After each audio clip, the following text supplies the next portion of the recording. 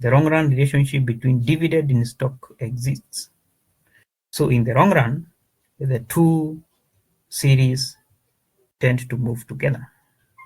And because we have confirmed the co-integration, then we move to the next step, step number 4. Step number 4, now we develop the ECM model. So we have confirmed that these two variables are moving together. They are moving together in the long run. So we want to see how are they behaving. What is the speed of adjustment? At what speed are they adjusting back to the equilibrium? So to see that, we use the error correction model, the ECM. We develop the ECM model. With the ECM model. So if step 3 confirms co-integration, you proceed to estimate the short-run dynamics using the ECM.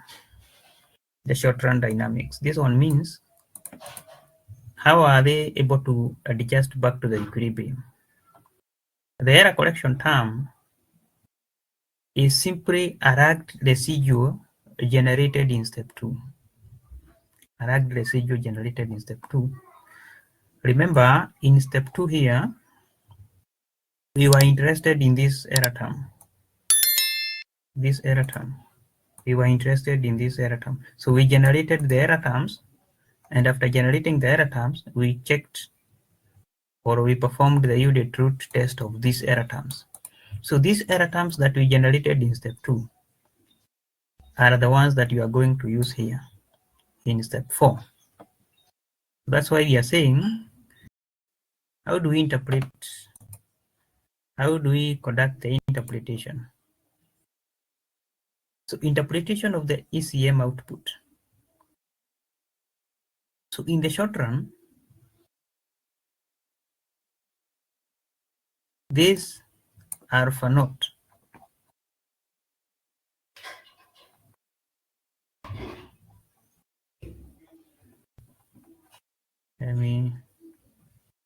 let me carry out this model because this is the original. Because if you remember, we were talking about the short run effects and the long run correction.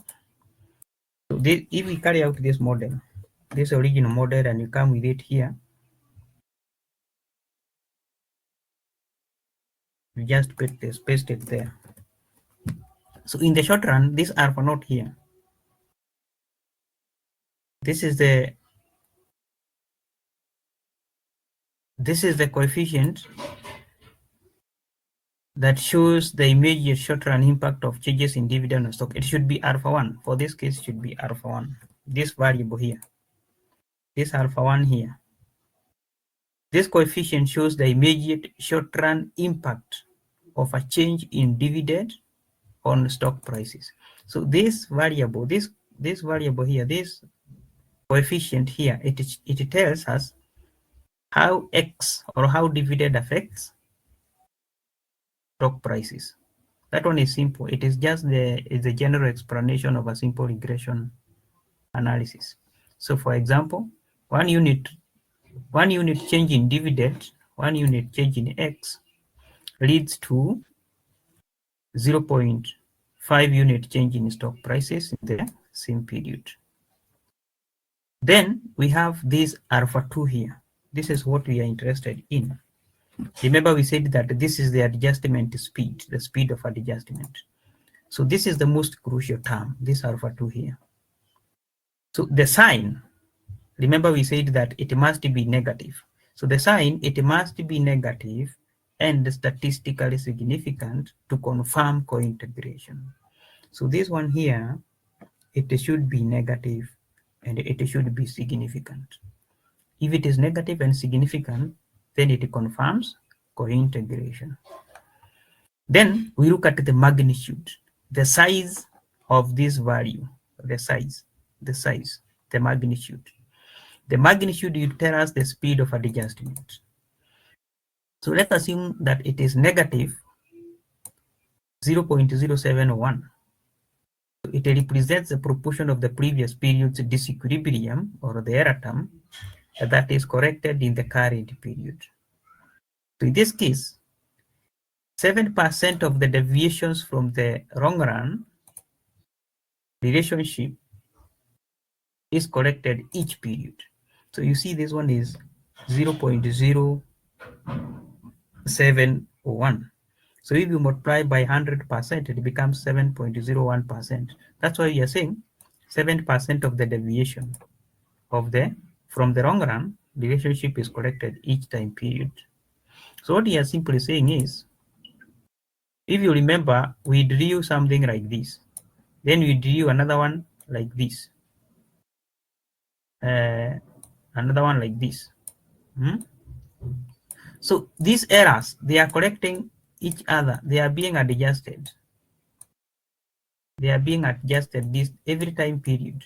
So if this one is a period of 10 years, then this one could be 1 year, this another second year, this another second year. So on average, this correction is 7%.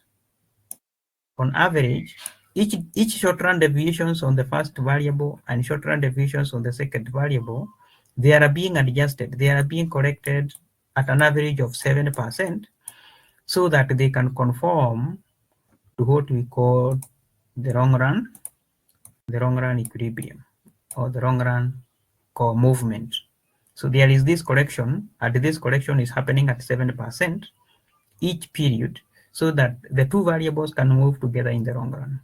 So that is what we are calling the speed of adjustment. So I have run the analysis here. I want to explain the results.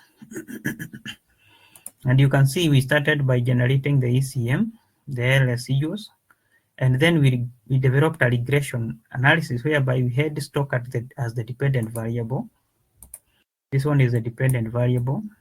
Then we had dividend as the independent variable. And also we added now the ECM model. So now what we are interested in, just as we said, what we are interested in so much is this alpha 2. This alpha 2 here. This alpha 2 is this one. This one here, ECM. So we said that it must be negative. You can see it is negative 0.071. We also said that it must be significant. You can see that the p-value here is 0.2, which is less than 0.05. It means that this coefficient is significant. So we have satisfied the first condition, because we said that the first condition is that it must be negative, it must be significant for cointegration to exist. So that one has been satisfied. So now we know that cointegration exists between stock and dividend. Now we go to the next, which is now the magnitude. Because we have satisfied the sign, now we go to the magnitude. So the magnitude is 0.07. And that one means this is what we are, that every time period, the long run or the two variables adjust towards the equilibrium at a rate of 7%. If you multiply 0.07 by 100%, it becomes 7%. That is how you explain the results of the ECM. So in this case, a 1% change in a dividend has a 0.5 unit change in stock, or leads to a 0.5 unit change in stock. And then you talk about the adjustments towards the equilibrium.